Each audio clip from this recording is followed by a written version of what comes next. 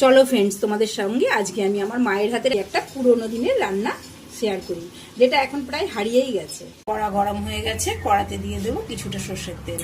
আর এই রেসিপিটা করার জন্য আমি নিয়ে নিয়েছি কিছু পেঁয়াজ কুচি, টমেটো কুচি আর আলু ছোট ছোট করে কেটে নিয়েছি। তেল গরম হয়ে গেছে, তেলের মধ্যে দিয়ে দেবো পেঁয়াজ কুচি আর টমেটো কুচিটা। এবার এইটা হালকা ভেজে নেবো। পেঁয়াজটা কিছুটা ভাজা হয়ে গেছে, এবার দিয়ে দেবো কেটে রাখা আলুগুলো। এবার এর মধ্যে দিয়ে দেবো নুন আর দিয়ে দেবো হলুদ, দিয়ে এটাকে ভালো করে ভেজে নেব। এটা ভাজা হয়ে গেছে, এইবার আমি দিয়ে দেবো মাছের ডিম। এবার মাছের ডিমটা দিয়ে এটাকে আমি ভালো করে ভেজে নেব আর খুন্তির সাহায্যে এটাকে ভেঙে দেবো। এটা ভালো করে ভাজা হয়ে গেছে, এইবার আমি দিয়ে দেবো আগে থেকে করে রাখা পেঁয়াজ রসুন আদার একটা পেস্ট আর দিয়ে দেবো সামান্য বলতে জিরের গুঁড়ো, দিয়ে এটাকে ভালো করে কষিয়ে নেব। এই দেখো ফ্রেন্ডস, এটা খুব ভালো করে কষানো হয়ে গেছে। এইবার আমি দিয়ে দেবো পরিমাণ মতো জল।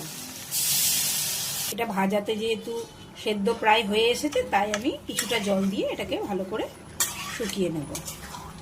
এইবার দিয়ে দেবো গরম মশলার গুঁড়ো, দিয়ে এটাকে ভালো করে মিশিয়ে দেবো।